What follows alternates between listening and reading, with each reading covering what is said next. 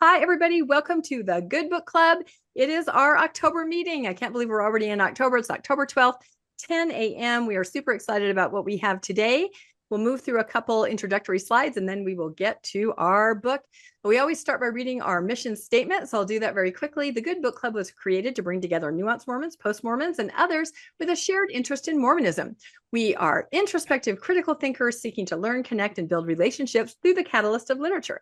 We welcome all who are searching for a safe space to share authentic thoughts, feelings, and ideas through open dialogue and shared experiences relative to Mormon culture. As we deconstruct previous beliefs, we encourage all to find happiness in the process of discovering new religious ideologies, spirituality, and life philosophies. That is our Good Book Club mission statement. So we have a few little announcements up front. Again, our book list for the coming year. You can find this on our Facebook page. And if you receive our emails on our email list, I always include that with every email that I send out. I think that we have everything covered as far as a discussion leader. We just kind of worked out some details at the beginning. We do have a question about August. I had been contacted by somebody, Jackie H. is what I wrote down. And we're trying to figure out who that is so that we can double check and make sure that that's all solidified. That would be the book Religion for Atheists. So I'm a long time away, but we just want to make sure we have all our ducks in a row. So thank you, everybody who signed up to lead a book. This is going to be a really awesome year going forward. So we're excited. Let's see, a couple other announcements that we have, some upcoming events and things. Always good to get on the radar. I wanted to let everybody know about opportunities to gather with Thrive, right? This is an awesome organization. If you guys aren't aware of this, Thrive Beyond Religion is their webpage, and they have events throughout the year. There's one coming up in Lehigh in just a couple weeks. Really fun gathering. I know Noah Rashada is speaking, Alan Mount, some other really awesome speakers, and you can go to Thrive Beyond Religion website and you can sign up there and get a ticket. Phoenix, people in the book club are all over, so maybe Phoenix is closer. This is on November 15th, and then save the date way in the future in February, the 20th through the 22nd is the big Thrive event in St. George. This gets bigger and bigger every year. In fact, they have had to move it from a hotel conference center to like an arena setting. It's going to be really cool. And Mormonish actually is going to be speaking this year on Sunday, the 22nd. I know we're nervous, but anyway, it would be really fun for a lot of us book club people to gather there. I think we'd have a good time. So check those out on Thrive Beyond Religion. A couple other books on the radar that just came out this month or are about to come out. We have Macy Neely, Secret Lives of Mormon Wives, right? I think she still considers herself kind of an active Mormon, but her book is all about being a single mom. Her boyfriend was killed and she was at BYU. I'm really curious to read it because she was still allowed to attend. I think she was there on a tennis scholarship, even though she had a child. So interesting. Check that book out. Also, the amazing Elizabeth Smart, Detours by Elizabeth Smart. And I'm curious to read that because recent things have kind of said that she may have taken a step back from Mormonism. So I don't know if she's going to mention that in her book, but check those out if you want additional reading. I think those will be good. And our book coming up for November is Awe, the New Science of Everyday Wonder and How It Can Transform Your Life. Bruce mentioned that he had already started reading this and it looks like it's going to be pretty good. I have not started yet. So grab a copy of that. We'll have a more detailed preview of that at the end. And that's going to be on Sunday, November 9th at 10 a.m. So, which brings us to our book today, which is The Mound Builder Myth, Fake History and the Hunt for a Lost White Race. Now, I have to explain going in, we kind of had something happen that has never happened to us in our 5 going on 6 years of book club. And that is that our presenter who has talked, he's the one that recommended the book to us. And he has talked on Mormonish about this book, given a presentation. He was called away on a business trip. He traveled a whole bunch. And so we got that. Ooh, wicked. I love that. We got that information within 24 hours ago, right? So we were kind of scrambling. What are we going to do? And Bruce stepped in, as he often does, to save the day. So Bruce is kind of going to be spearheading our conversation today. And he was able to put some slides together quickly. But yeah, it was interesting. We always joked about what we'd do if a presenter suddenly couldn't do it, and we're going to find that out today. So please, everybody, contribute a lot. This is kind of a crowdsourced meeting of book club. So that being said, let's turn everything over to Bruce, and we'll get going. Okay, folks. So the book, The Mound Builder Myth, Fake History and the Hunt for a Lost White Race by Jason Colavito. And let's do the next slide. Okay, Jason was born in 1981. He went to Ithaca College and he has degrees in anthropology and journalism, and he graduated summa cum laude. And he's based in upstate New York. So next slide, please. So this is the book we're going over. It was published in 2020 by University of Oklahoma Press. And he, with anthropology and journalism, he's taken a look at a lot of things that people talk about that aren't true. And let's take a look at his list of what he's published. That's the next slide. Okay, this is a list. The Cult of Alien Gods. Some of this stuff he's gotten where people in science fiction write these speculative narratives of history, and it's basically not true. And his next book was Knowing Fear, Science Knowledge and the Development of the Horror Genre. And then Faking History, Essays on Aliens, Atlantis, and Monsters. A lot of the misinformation that comes in history, anthropology, comes from kind of fantasy and science fiction writing, and then people take that as true. Then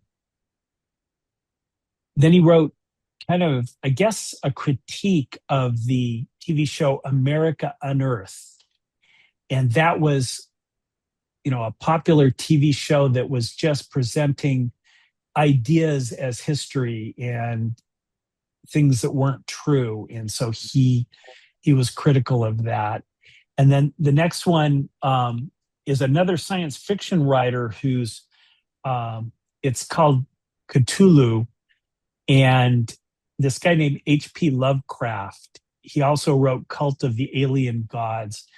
Again, he's commenting on science fiction writers that presenting things and then people take them as true. And then Jason and the Argonauts Through the Ages. This is a look at the myths of the mythology of Jason and the Argonauts. And then our book today, Mound Builder Myth. And then after this book, he wrote Legends of the Pyramids, Myths and Misconceptions about Ancient Egypt. And I'm wanting to read that. And then he also just recently wrote a book, Jimmy, on the secret life of James Dean, which goes into his most likely being gay and stuff like that. So I thought that was interesting. That's kind of where our author has been writing and So and Bruce, stuff. this guy, it appears he's not LDS, right? Because as I Nope. was reading it, I was going, I can see everyone saying, "Oh, this is an anti-LDS guy." He's just writing about. He had a lot of stuff about Joseph Smith and the Book of Mormon and all that mixed in here, which would almost think that he's a Mormon writer writing about this, but he's writing about this completely separate from Mormonism. Yeah, I think probably the Mormon version of the Mound Builder myth has taken off and ended up a $200 to $300 billion real estate company where, you can see the beginnings in upstate New York. But, it's very prominent that it ends up with a very powerful religion that is based on the Mound Builder myth. And I'm sure in his research he knew about that. But I was kind of surprised that, this wasn't Joseph Smith's idea and invention. This was in the culture. So I've got a few pictures here. These are what the mounds, the one on the left, I think, is kind of a current mound. And then the one in the top right looks like they've, developed kind of a tourist thing with a ladder or a stairway up to the top. And then I had a neighbor or a friend. Hello? Okay. I had a friend who's a scientist, and he goes, I always thought there might be a mound in Altadena, California. And he said where it was. And I go, it's next to a park. And I said, is there a swimming pool in the park? And he goes, yeah. I'm going, that's the dirt from digging out the swimming pool for the park, because the swimming complex I go to has a giant mound next to it, and it's got 2 Olympic-sized pools, and that's the dirt from the 2 Olympic-sized pools. So I thought that was interesting. Let's go to the next slide. And this is called Big Mound in St. Louis, and it was leveled in 1869. And so let's go to the next slide. And this is kind of a depiction of the mounds when they were used as burials. So they may have started small and then just kept being added onto. And the next slide.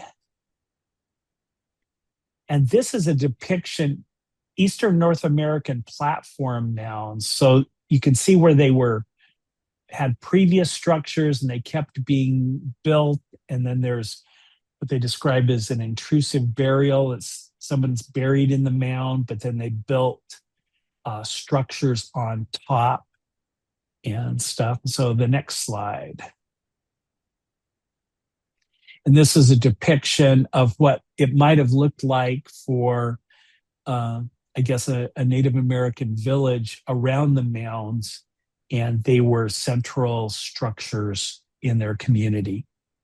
And next slide.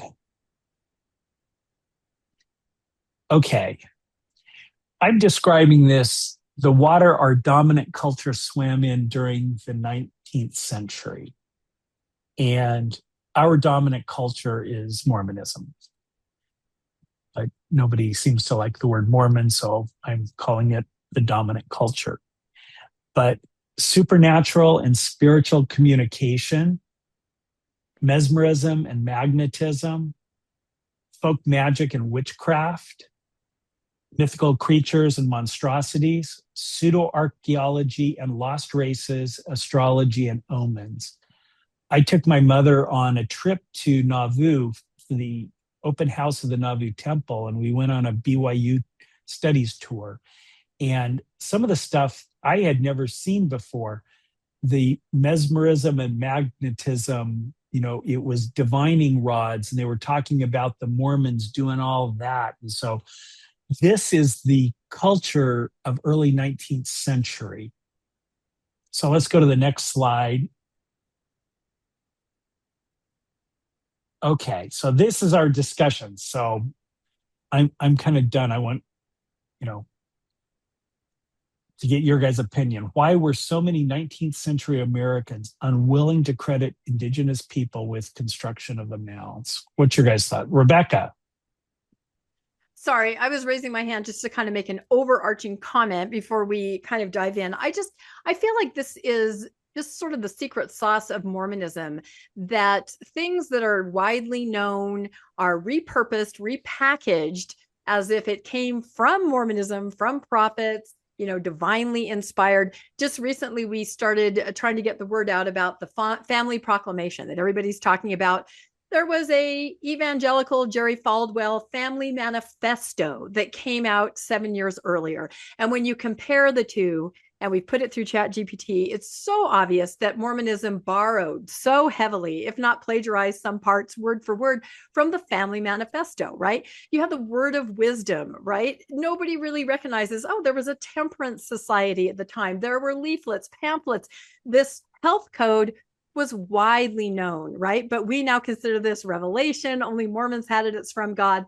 The very same thing here. Everybody believed there was a superior white, race, possibly from the Middle East. This was just what everybody knew, but that's lost through time, right? So I think if you ask most LDS members today, they would think that this concept is revelatory and only the LDS Church knows this and it's inspired. So I just sort of as an overarching theme, I think, and I'm sure we could name other things like this, that Mormonism just kind of takes the flavor of the day, flips it around and makes it their own. And I think the more we talk about actual history, it's kind of a way to get people to think critically when they understand. So that's just kind of my thought overall about the book.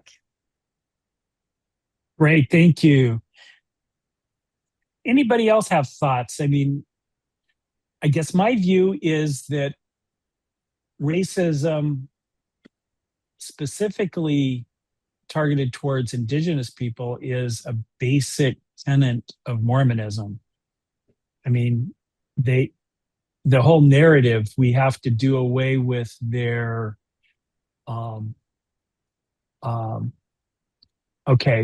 Jackie is wanting to raise her hand. And it seems baked in. Landon. Yeah, it seems that this isn't just Mormonism. This seems to be religion over all time through, all generations. When you think about the Bible and, Abraham, they have to make a story that, Abraham was in the land before the other people, and that they buried their people there and their graves are there and all of that stuff to make a claim on the land. And so you see that it just seems to be religion as a whole, that they're always trying to make a claim that the land belongs to them and God gave it to them.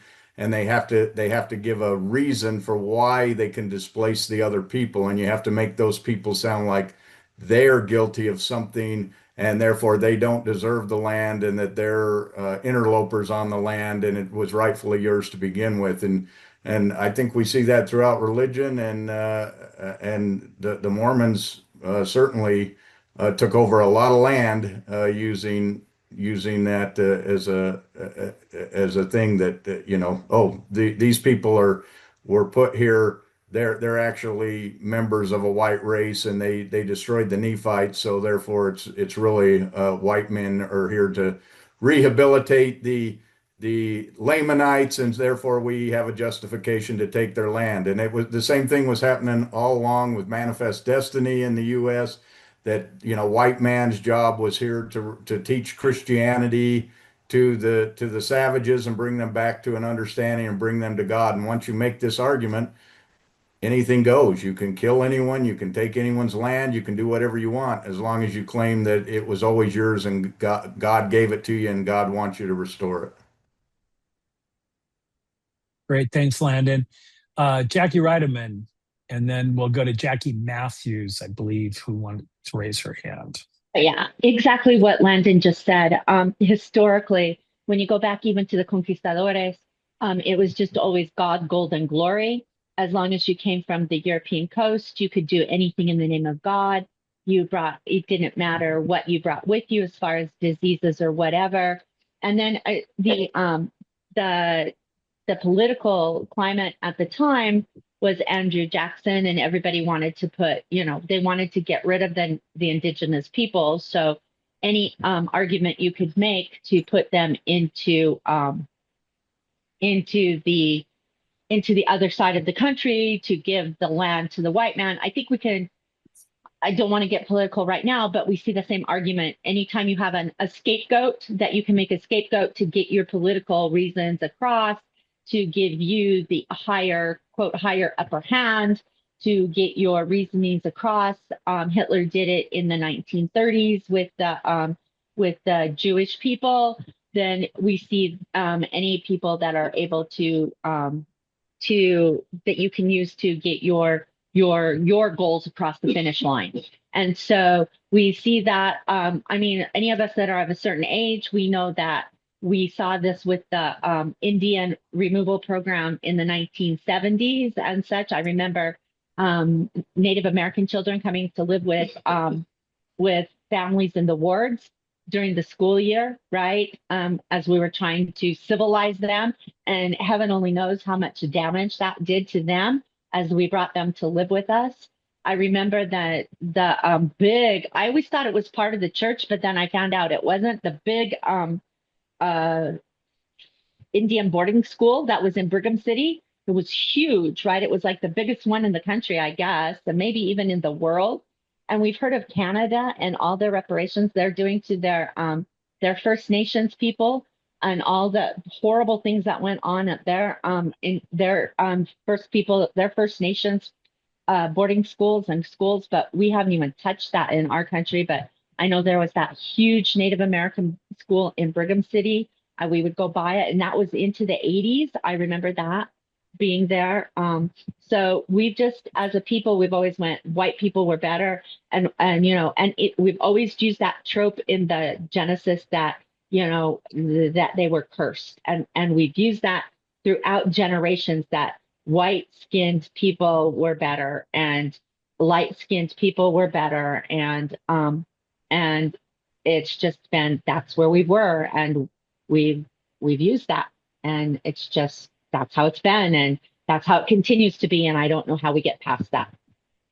Yeah, I have a cousin who is Navajo, and my cousin's family took her in, and she stayed, and now she's in her late 60s and still part of our family. I see her, regularly when I go visit the family, and she was Indian placement with my cousin's family, and she integrated, and her kids are still believing. Well, one of her kids is a still believing active member, but she works for the Bureau of Indian Affairs, and I've always wanted to talk to her, but I don't know, how. I don't talk very well with believing family members and stuff. So Jackie Matthews, I changed your name so your email address wasn't showing for everybody. Well, thank you very much, Bruce. No, I'm sorry. I put in the chat. I didn't know how to raise my hand, but now I found it. And my thoughts are different than this. I'll come in later. Okay, great. Okay, Brooke. All right. So I think what we've been saying is definitely has a lot of truth in it. And I just wanted to add a little nuance, because I'm remembering from Dawn of Everything that, a lot of the names that we used for different native tribes came from one native tribe talking about the other. And it was a name that was like, not people, right? Like, we're the people and they're not people. And so I think it's kind of a human nature to be tribal and to think of us as human and them as something else, and to see us as better. And so, like, we always have to be really mindful of that. And now that we're becoming more aware that this is just something that happens, where are we doing it? We always have to be watching ourselves. Great, thank you. Rebecca. Yeah, I think from the LDS perspective, especially people, those of us of a certain age, Landon and I were just talking about this, how I think a lot of people today, my kids' age, would be really shocked to know the huge emphasis and part that Native Americans played in Mormonism. Like you said, everybody else, when we were growing up, it was the Lamanite generation, right? There were albums, there was music, there were touring, it was Blossom as a Rose, it was the Indian placement. That was a huge part culturally and within the church of what the church was doing when somebody my age was growing up. And as Landon and I discussed this, we're like, does this exist now? Does this idea exist now? Not at all. And we were trying to pinpoint, when did this go away? Because it was a major influence all the time. And I think it was with DNA. That's kind of what we arrived at. Once they realized the DNA evidence did not support any of this, they just kind of quietly, took it out of the intro of the Book of Mormon and just no more emphasis. But I don't think anyone who's younger can understand the emphasis that somebody my age grew up with. That was just a huge part of it. I don't know if anyone else feels the same, but. Yeah. Jackie's like, yes. Also, if you notice in the comments, Douglas Main mentioned that they ended the Manti and Palmyra pageants because those were so integrated with the narrative of the Lamanites and the Nephites and the whole thing, that with DNA with better archaeological history, those things are becoming less tenable. Yeah, I would add to that the Hill Cumorah, the new dedication. They've erased all evidence. Like you said, the pageant's gone. The plaques they used to have that talked about, battles or Book of Mormon. No, that's over. The Hill Cumorah is now only Joseph Smith receiving the plates. It's, 19th century. The rest of it is gone. So they're erasing this entire narrative that all of us grew up with. Yeah. Jackie. I was just going to say, just a side note, my great grandparents were both Native American. They, Dawes Rose, we've got the whole thing going on in my background. So when my mom wanted to be funny to my dad when growing up, she would say to him, I don't know what you're worried about because you're Native American. So you're the Lamanite generation. You're good to go. She would just laugh. And he was a convert too. So, he was good. Well, he was safe.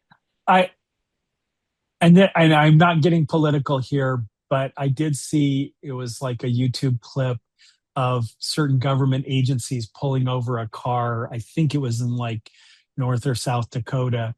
And when the driver, a woman, rolled down and the government agent was asking her, she goes, well, I'm First People. When did your family get here? And they backpedaled really quickly. And she, I think, appropriately slung out the F word a number of times at the people. And I'm going like, okay, yeah, there is a perspective of, how things really went that I think we need to have in mind. Okay, Landon. I'm reminded when I went to Egypt, it was kind of interesting because there was a woman pharaoh who took over. I think it was King Tut's mother, possibly, but they took over, and her son.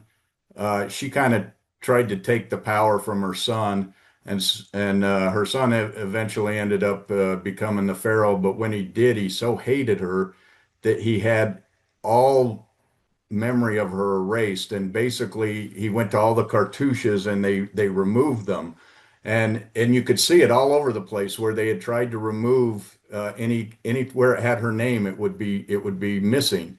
And I kind of thought, God, that's kind of ridiculous and petty. But you look at it now today, and we're doing the very same thing. You see, even right now, our government's saying, "Oh no, we've got to change all of our history in the museums to only say positive things about the U.S. We can't say any negative things. We can't bring up any of the past things. We have to erase the history of these people." And we're, the church does the same thing. We've got to erase this knowledge. We're going to erase it, and it's not going to be remembered anymore because we're going to remove it from everywhere. And that to me is a very dangerous thing when I see that happening. And this is what Mormonism has done to just about every culture that they have taught the gospel to. They come to that culture, and they all of a sudden say, "Oh no, you're islanders out on the sea. Oh no, someone from the Book of Mormon came and took over your land, and you guys are part of them. Put away all these all your cultural things. You need to become white Americans, just like us, because that's where you were brought from." And they do that everywhere they go, and I think they're going to do it with Africa. They're not going to tell Africa, "Yeah, we banned you guys for 200 years from being in the church." They're going to erase that all from memory and redefine their culture as to, you've got to follow the white saviors. And I think it's very dangerous. And I don't think it just ended at this point. I think it continues today. And we need to ever be vigilant for that to see that that's not happening and stand up for it. Yeah, great. Thanks, Landon. Yeah, cultural imperialism. I experienced this. I was a missionary in Chile in the late 70s. And it always baffled me when I saw Chilean member women come to church in granny dresses, that were popular in the 70s. They were very Utah and Mormon California versions, but it certainly wasn't anything cultural at all in, with the local Chilean population, but you would come and see them in these granny dresses, and I'm just going like, holy moly, they've taken that on. Let's go to the next slide. I was really interested as I listened to the book. There were a number of, prominent scientifically minded people who pushed back against this and said that the mounds were built by the Native Americans. You've got John Wesley Powell. He's all throughout American archaeology, Smithsonian Institute, and Lake Powell is named after him. He went down the Colorado River and was one of the, initial explorers and detailed things, but he believed that the Native Americans built all the mounds. Cyrus Thomas, archaeological work, he believed that the Native Americans, and his findings were published by the Smithsonian Institution in 1894, helping debunk the lost race history. But we still have a major religious and corporate power who is trying to sell that narrative, but backing off a little in the Mormon Church, and this was debunked in 1894. And William Henry Holmes also did not believe. So there were prominent people who said, hold it, this is not true. And I thought that was interesting because it's a lot of people believed all these myths, but there were people who looked at the scientific evidence and, not. Let's go to the next slide. You left out Thomas Jefferson. Oh, yeah. Yeah. Well, and then, I've always mentioned that the book club, the narrative of how the world works that I was taught in Mormonism kind of left me high and dry. And then how does the world work? The book club helps me understand that. But still, what I wrestle with is, okay, my beliefs and how I think the world works now, and how do I fit in? I still, have some of these racist thoughts that I was taught that pop into my mind. I'm going like, oh, no, this isn't right. But that was the water that I grew up in. And so I guess let's talk about how all of this feeds into our current lives. Jackie.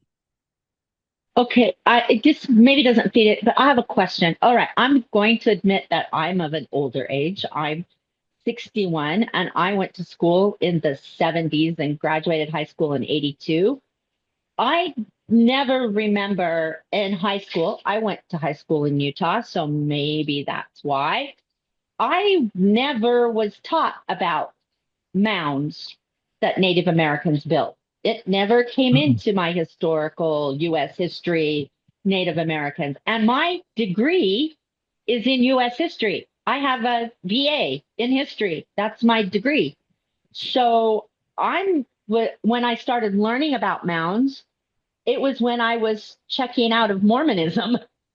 So I don't know about the rest of you. Did you learn about mounds in school? That's my question. Yeah, for me, no. But then I'm not so sure. I don't think I learned anything in high school except how to type really well, which has been the most advantageous thing in my whole life.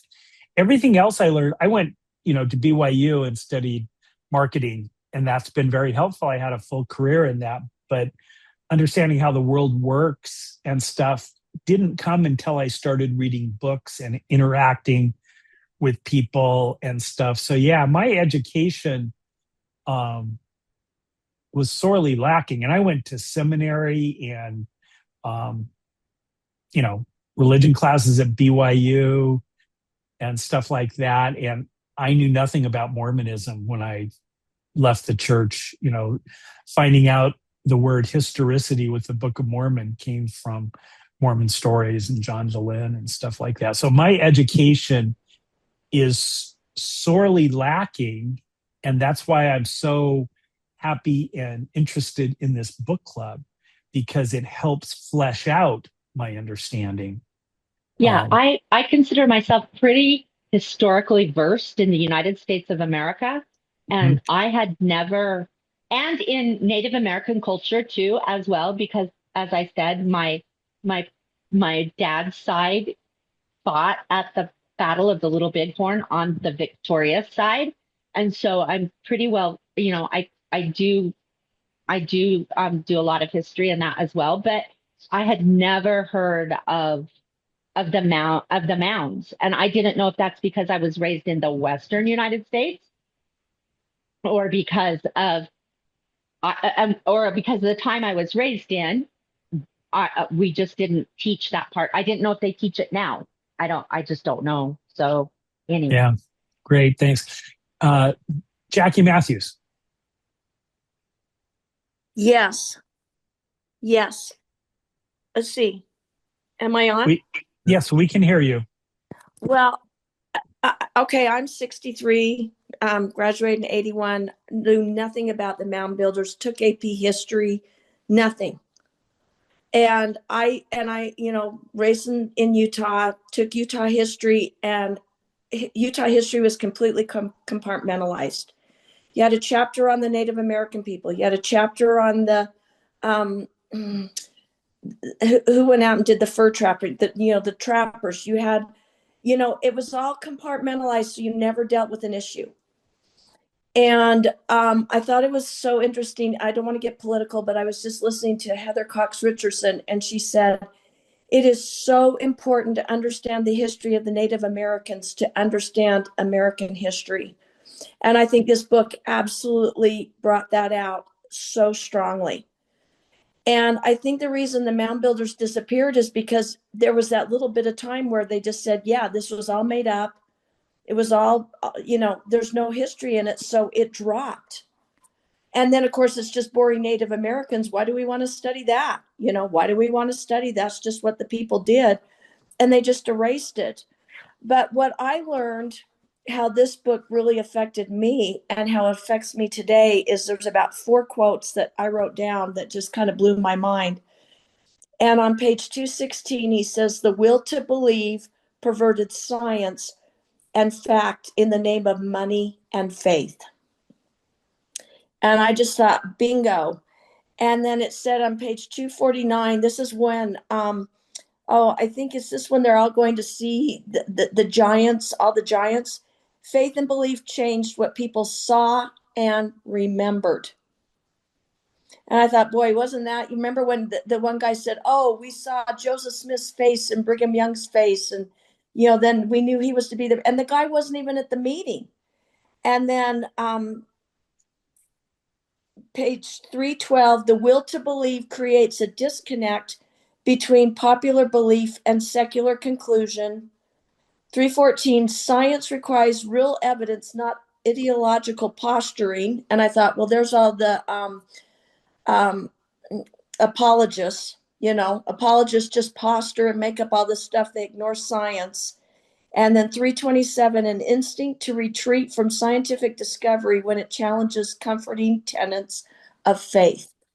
So I got kind of depressed after reading this because I thought surely DNA is going to win with the Book of Mormon. And, we're going to, the Mormons, the active LDS are going to have to just face reality and join science. But, no way. This book really kind of wiped me out. And it wiped me out in terms of why we stick so tightly to our political beliefs and how hard it is to change minds. The will to believe really kind of was the major thing that came out of me for this book. And it doesn't matter what science says.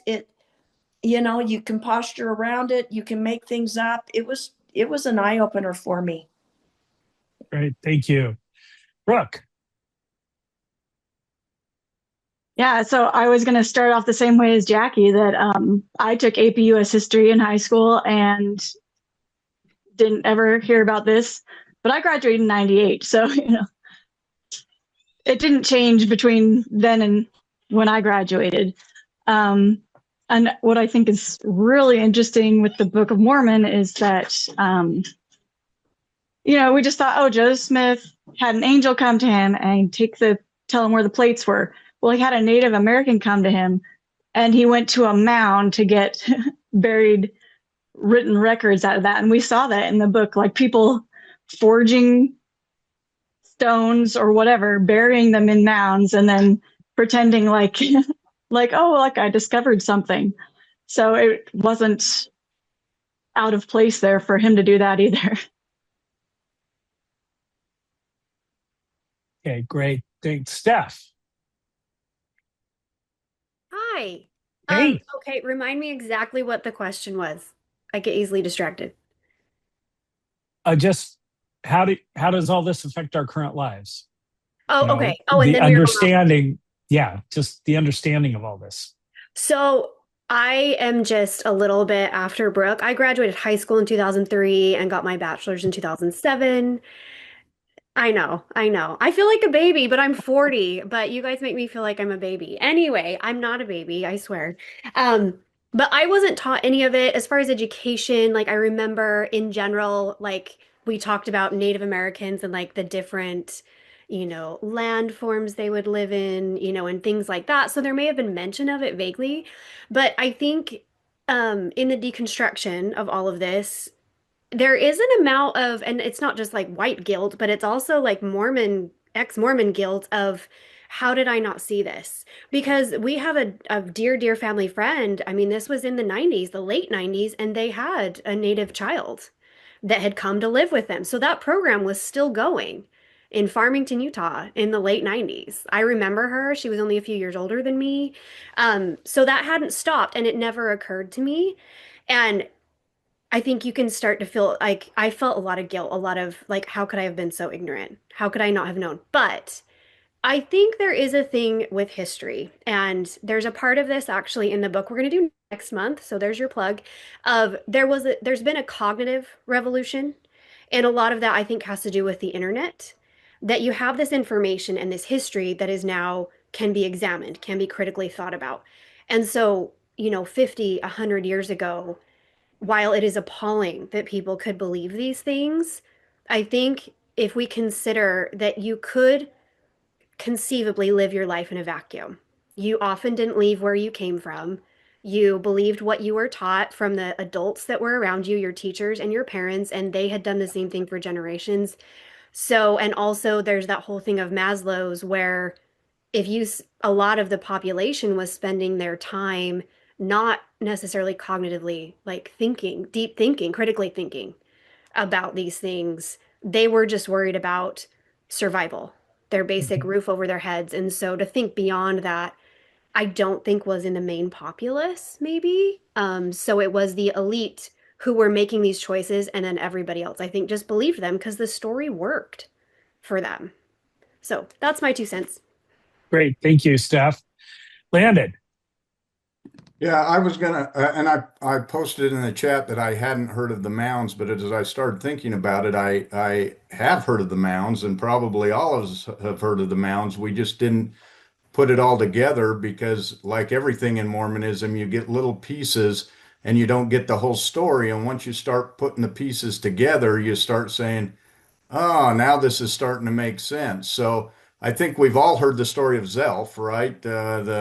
The ancient American, they found him.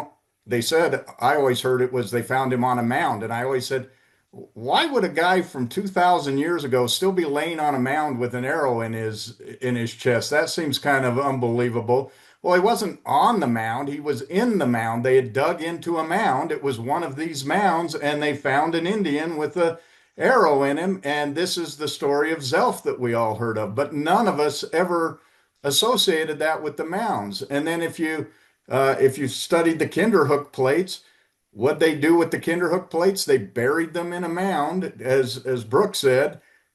Why? Because they knew that's what the Mormons were looking at, these mounds.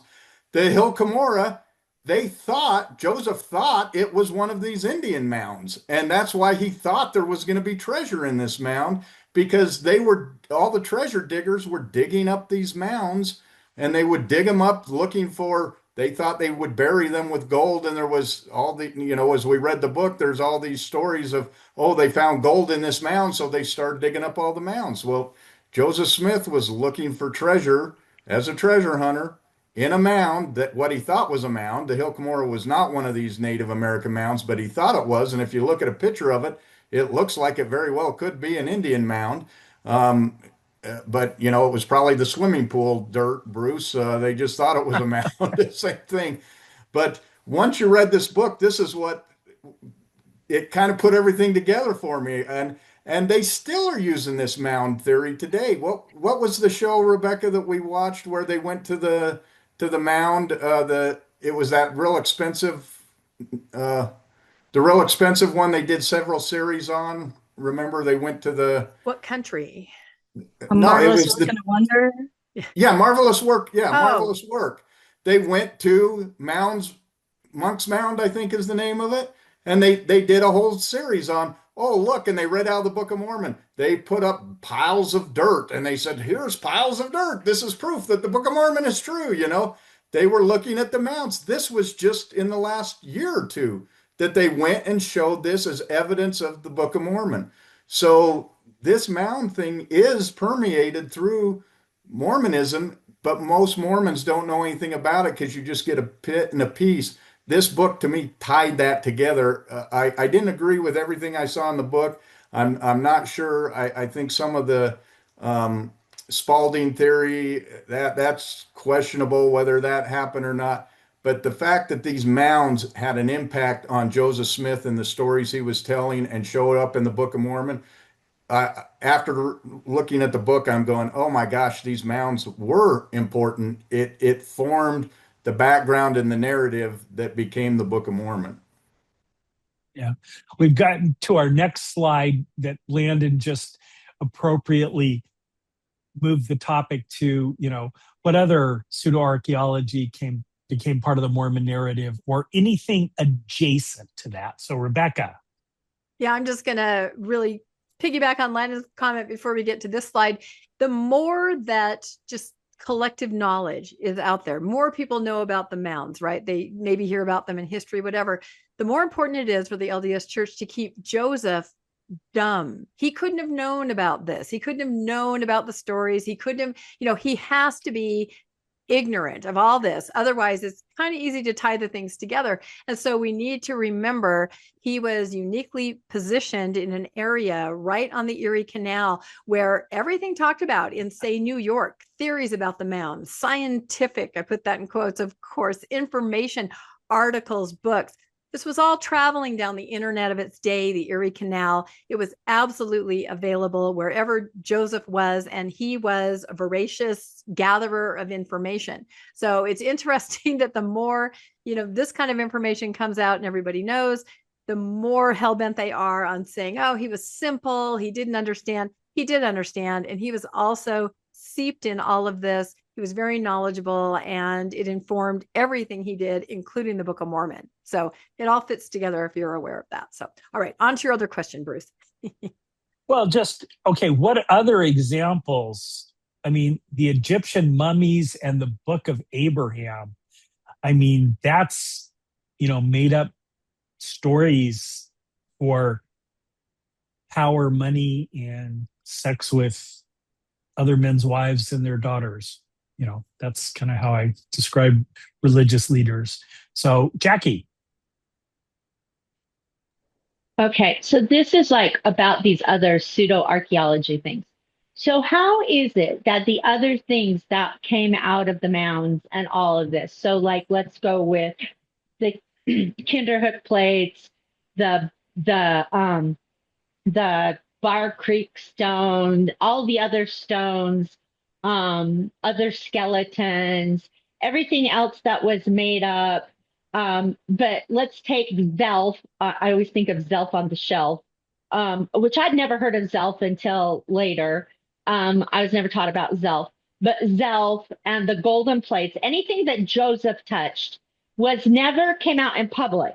But all the other all the other hoaxes were brought out into public and eventually they got called out to be a hoax. All the Cardiff giant, everything else, all the other skeletons were eventually called mastodons or mammoths or whatever. But anything that had to do with Joseph, they got rehidden. He made sure that no one else saw his, so that they couldn't be seen again. That was very smart on his part, that no one saw his, but because everybody else eventually got found out. As I was reading this book, I was realizing that everything that had to do with Mormonism, they never got brought out into the public. He was very savvy in keeping all his stuff hidden, whereas because everybody else was all really quick to make sure theirs got seen. And I just thought that was pretty smart. That was pretty smart on his part. Okay, what other science, pseudo-archaeology, and myth have we come across in our experience in Mormon culture? I mean, the 3 Nephites helping change a tire. That's an interesting story. Seer stones, Urim and Thummim.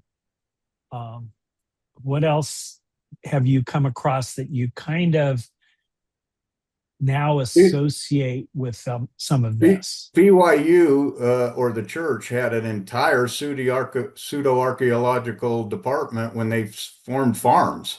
In the 80s, anyone who grew up with farms, they were putting out stuff all over the place about Mesoamerica and archaeological proofs of from Mesoamerica. And they were tying stuff in that had absolutely nothing to do with Mormonism.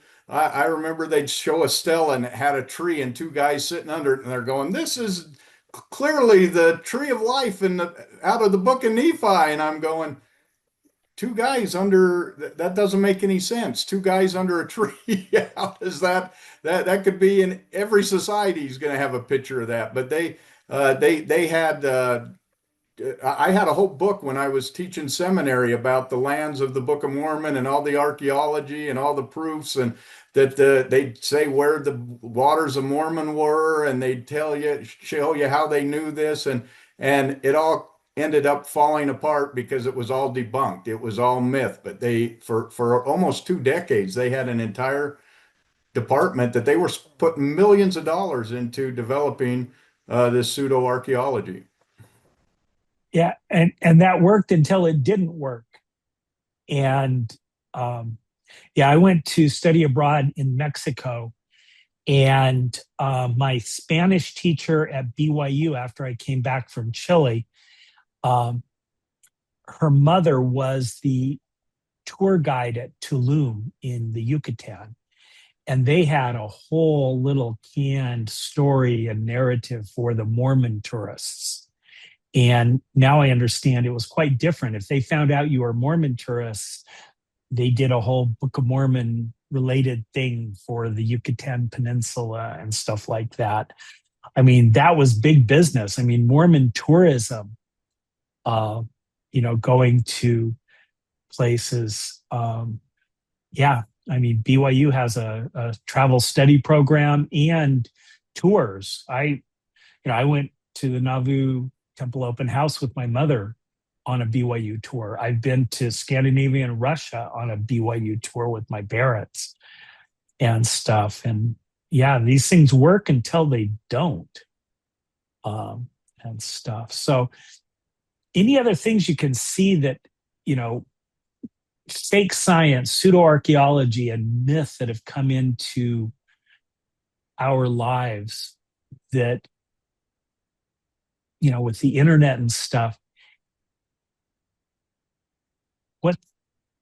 what's changed since your view of Mormonism may have changed? I can remember I was listening to Jeremy Runnels' interview with John DeLynn years ago, and I was driving out in Riverside, California, and it just hit me to the core. This is all bullshit. I mean, that's the moment that everything changed. I was just listening to everything and I'm going like, oh, this is all bullshit. Jackie. unmute yourself. What came together for me is in reading the book is how much all this mound builder myth, everybody's looking for ancient Egyptian and tying it all in, how Joseph Smith pulled off the Pearl of Great Price. I think that's a huge tie that came together for me in reading the book. Is he said, oh yeah, I wrote the Book of Mormon in 1830 before the other guy wrote his big one in 1833.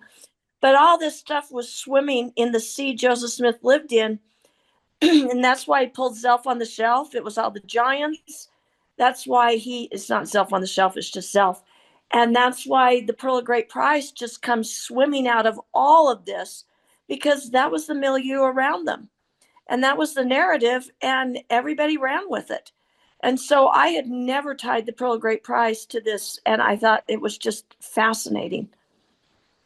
Great, thanks. Let's go to the next slide. Okay, what lessons have we learned?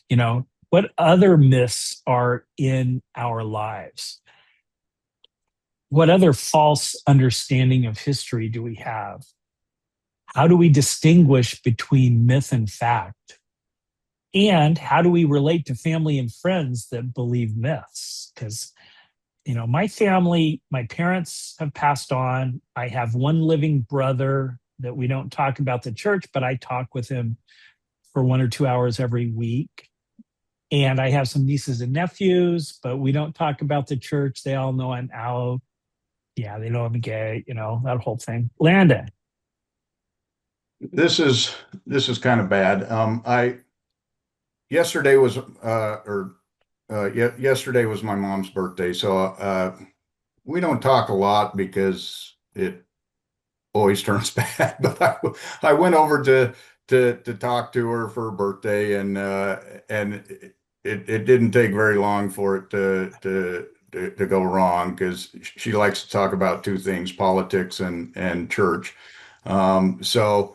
And I don't want to make this political, but we were talking. I was talking about how I felt the country was going and the direction it was going, and bringing troops against, using troops against our own people and different things. And she started saying stuff that basically talking points that I knew she'd gotten from Fox News, that I was like, this is just not true. She said, oh, Trump stopped 8 wars. And I'm like, 8 wars? Name one war he stopped, and how? And, she couldn't. And so I just see at this point, after what I've been through with the church, I now ask on everything, tell me your source, tell me where you got this. Where is this coming from, and what support do you have to back that up? And so, as I said, it's had nothing to do with politics. It was more that it's like you can't just make a statement and it stands. I now have to say, where is that coming from? You name those to me, provide a source to me, or I'm not going to believe it. Right. So, anybody else have any observations or examples of things that are related, myths in our lives? I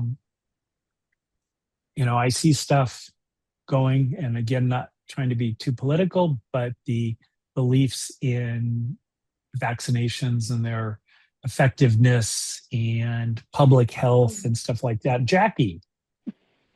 Okay, I'm calling BS on a white Jesus myth. I'm tired of the white Jesus myth and all the pictures of a white Jesus. If you're going to have Jesus, he has to look Mideastern, okay? I'm tired of the white Jesus with blue eyes pictures in everybody's houses. Just saying, I'm calling BS on it, and especially with Israel and Palestine and Gaza and the whole thing. That's my BS. It's a line I'm tired of anymore. So no more white, blue-eyed Jesus for me. Okay, I don't know. Let's see, Jackie, you served in a Spanish-speaking country. I was in Chile. Yeah, but it's Argentina, so it's very European, Yeah, but German.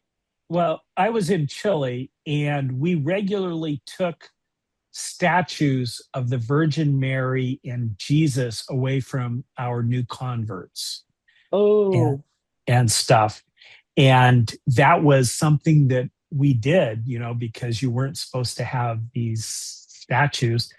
And then I come home to my Mormon parents. My father may have still been a bishop, and find in our living room a white recreation of the Danish Lutheran Thorvaldsen's Christus that is in all the visitor center. right. And as I walked in, I'm going like, hold it.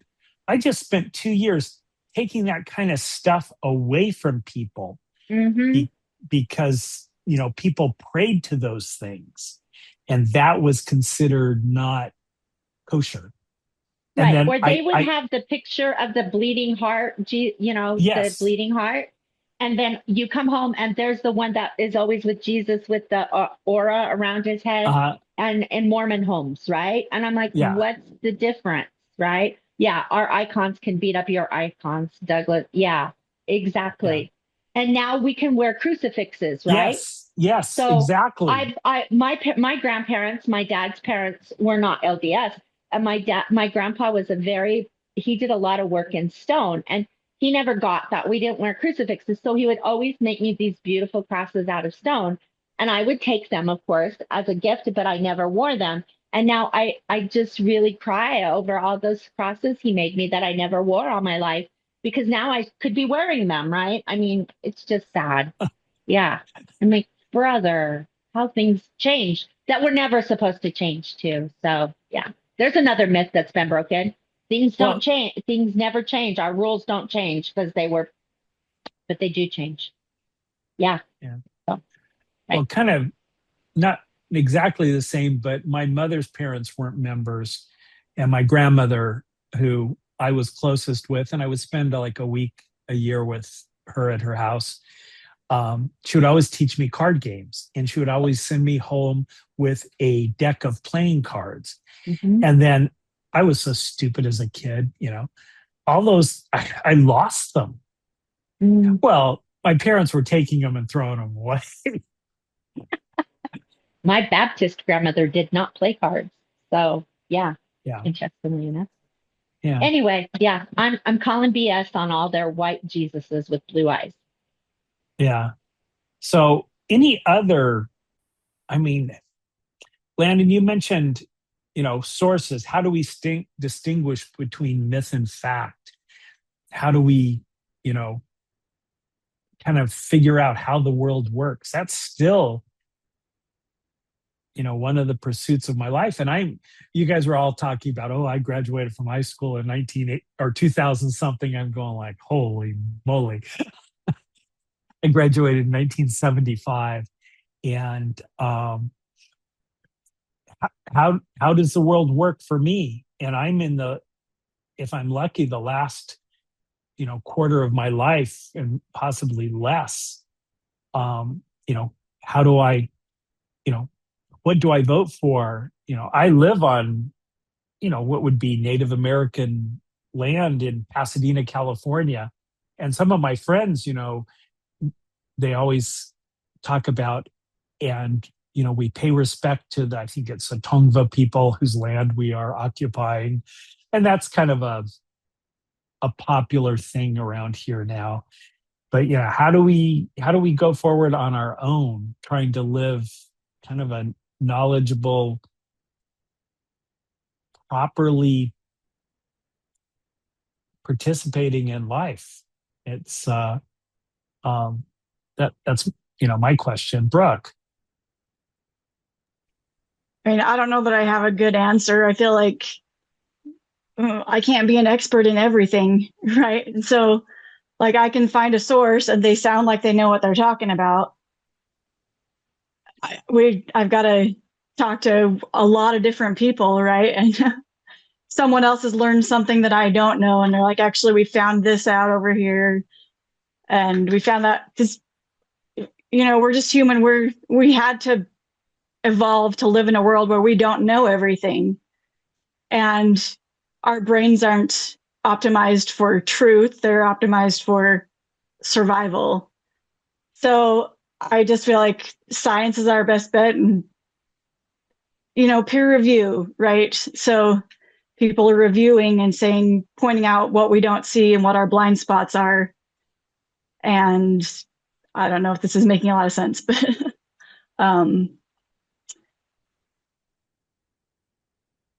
we just do the best we can, right? And continue looking and have that humble idea of I could be wrong about anything. And when I find it out, I have to try to change.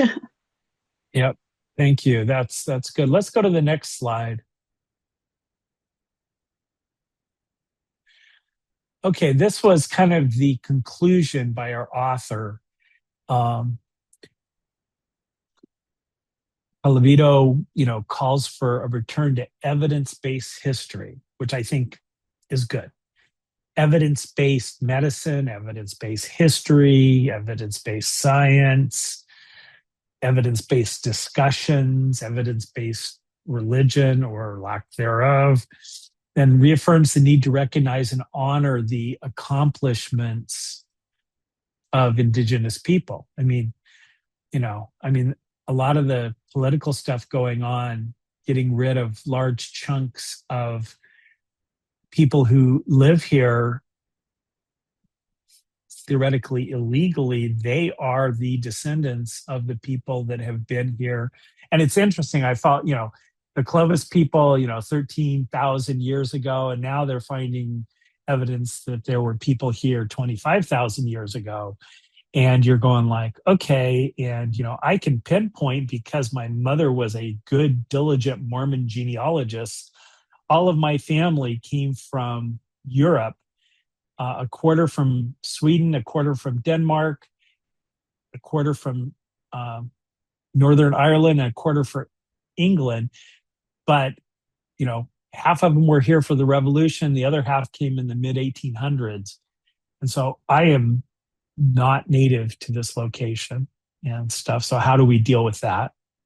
And then he warns of the political and cultural dangers of resurrecting myths for ideological ends. And I think we can see that on going around. So anybody have any kind of last comments on the book? Anything that you thought of that you didn't express during the meeting? I enjoyed this book. I learned a lot that I had no idea about. I knew the Book of Mormon was made up from stories and stuff, but I didn't have as good understanding as I do now of what the mound builder thing that was going on in the early 1800s and what people believe. So, Rebecca. Oops, sorry. Yeah, I was going to say part of our mission statement is, we examine things through the lens of Mormonism. And I don't know if people notice, but we don't really read a lot of this. This is a Mormon book. This is an LDS book. Maybe at the beginning, 5 years ago, we did, but now we tend to read books like this through the lens of Mormonism.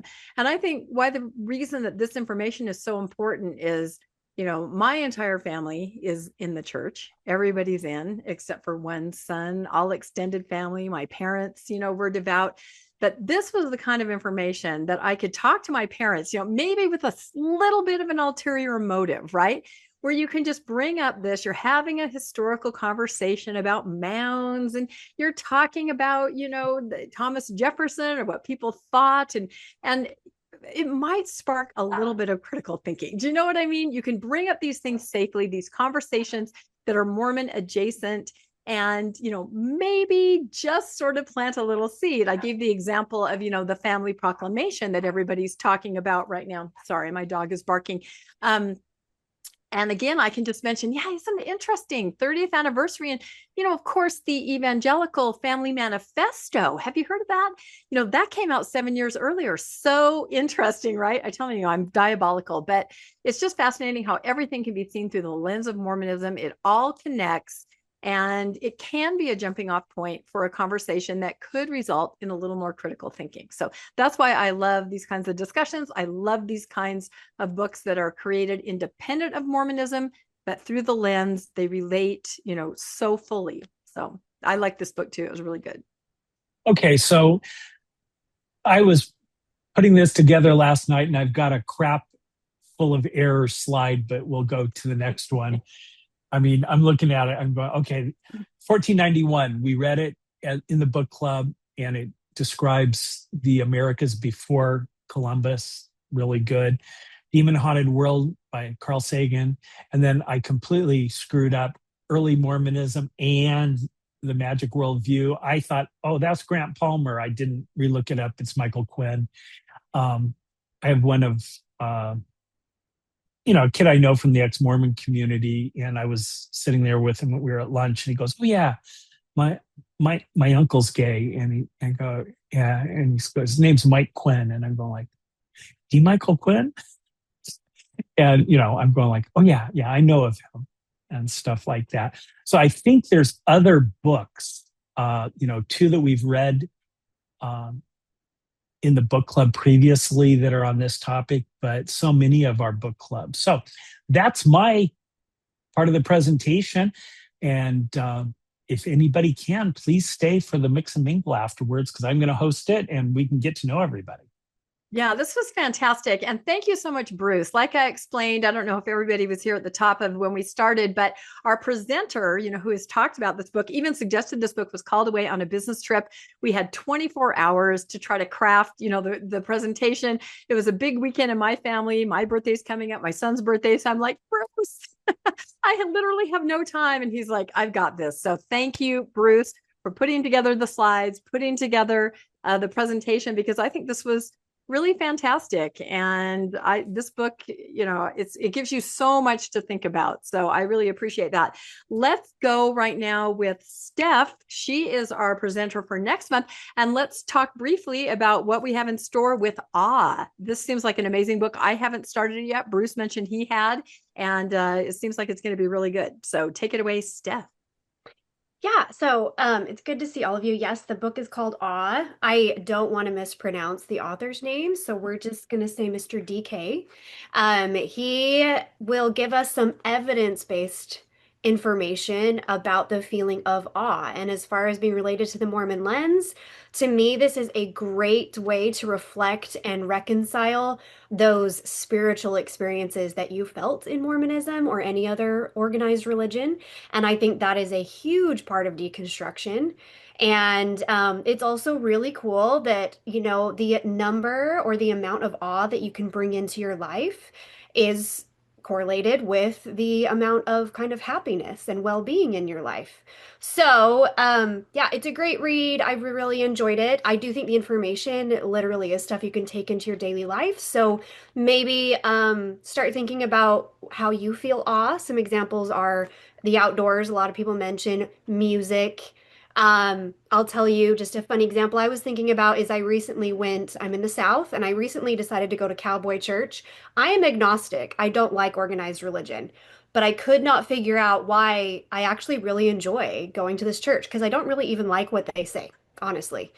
But I realized it's the music. It's the community. We get to stand there, and I get to wear a cowboy hat, and my grandfather was a cattle rancher, and it's that connection to my ancestry, and that it's okay if that's how I feel awe, to a point. So since it is going to be November, I thought it might be a good idea for your, non-relief society challenge. You ready?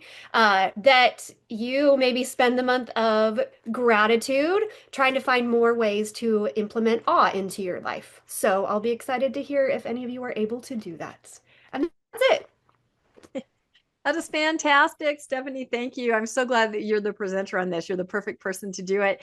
And it's true. You do hear from a lot of people stepping away from Mormonism. Oh, but there were these experiences I cannot deny. No one's saying to deny them. You need to reframe them to understand what they are. And I will say the LDS Church has kind of the corner market on this. They call it heart sell. It's an actual advertising technique that they talk about in Bonneville Communications. And you can recognize it if you look for it. The swelling music, the tearing up. In a lot of their videos and things they put out, a death is important. Lots of times a death of a mother, right? In a video, they know how to get to your heart. And then they tell you that feeling is connected to the LDS Church. And that's heart sell, right? So we're going to learn how to just appreciate the awe in our lives. We don't have to connect it to anything. It can just be humanity. It can just be awe. So I'm very excited about this book. Very quickly, as we're ending here, we want to make sure everybody knows the Good Book Club podcast on audio and also on YouTube. You can look those up. If you've missed past meetings, they're recorded there and you can enjoy those. We have the Good Media Club on Facebook where we just throw things up like, oh, there's this video, this documentary coming out about Mormonism. And of course, Landon and I have Mormonish Podcast, which, if you do not know, was actually spawned from the Good Book Club because we had so many great discussions and guests and members of the book club. So Mormonish Podcast is actually, the origin story is the Good Book Club. So you guys are all a part of that. If you are visiting here today for the first time without actually being a member, I hate to even say that, right, of the Good Book Club. If you don't want to go on social media and find us on Facebook, that's where we post a lot of links and things. You can just email me at thegoodbookclub@mail.com, not Gmail, but mail. And I'll send you links and information just through email so you don't have to deal with social media. Always check your spam if you do communicate with us that way, because lots of times it goes there for some reason. And I think that is the end of our slide presentation right now.